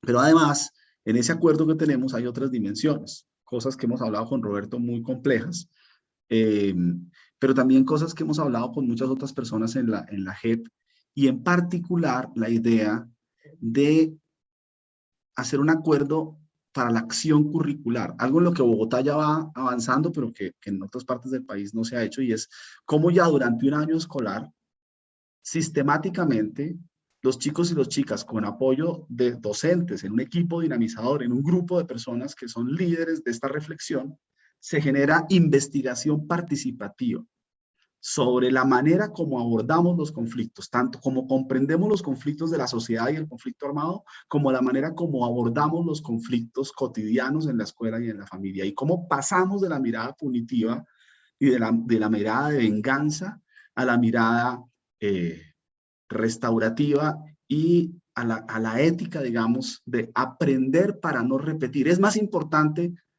para superar el dolor y no repetir el proceso de aprendizaje que el proceso de venganza. Y tenemos un acuerdo con la JEP para hacer eso. Con la Comisión de la Verdad ya lo venimos haciendo con mucha fuerza en torno a la reflexión sobre la verdad y sus múltiples dimensiones en la escuela, y los productos de investigación que han salido de comunicación, de arte, y el nivel de compromiso de los equipos dinamizadores de los colegios ha sido fenomenal, muy bien evaluado, y eso hay que volverlo parte esencial de la práctica pedagógica en Colombia. Ahora con la JEP tenemos la idea de fortalecer esa experiencia que hemos tenido con la Comisión de la Verdad, y yo espero que en los próximos años Educapaz vuelva a eso lo más importante de su trabajo.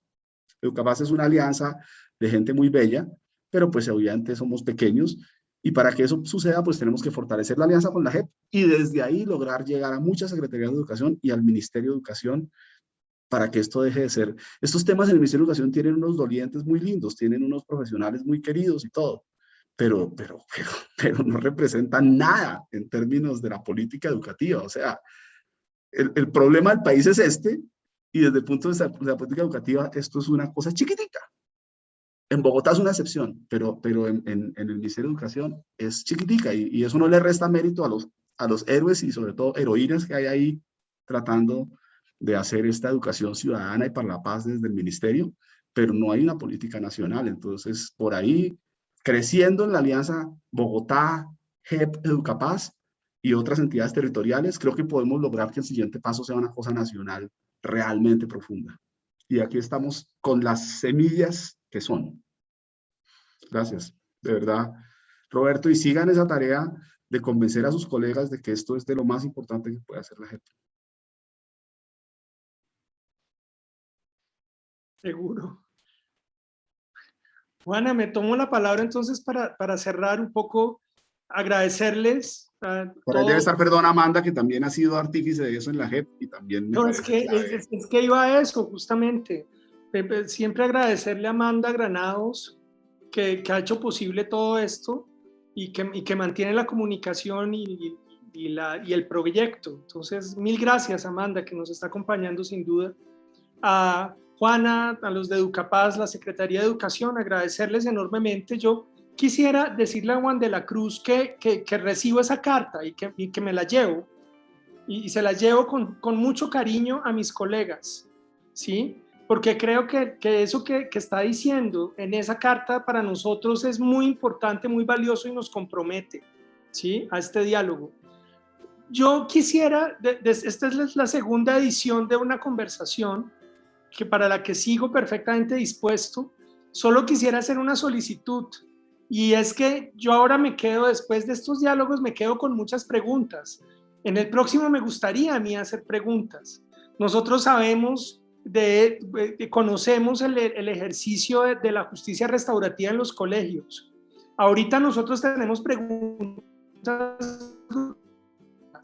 por ejemplo, de cómo hacemos en el juicio para poder establecer conversaciones entre víctimas y victimarios, para nosotros entre víctimas y comparecientes, ¿sí? Y cómo funcionan esos diálogos y qué es lo que uno puede esperar y eso cómo funciona. A mí me encantaría poderle preguntar a los estudiantes y a los profesores que han tenido esas experiencias restaurativas en la escuela, cómo les ha ido, qué han aprendido, qué nos podrían sugerir. Tengo un montón de preguntas para el chat, pero por estar en la conversación no las puedo hacer. Pero les rogaría que pudiéramos hacerlas en otra vuelta.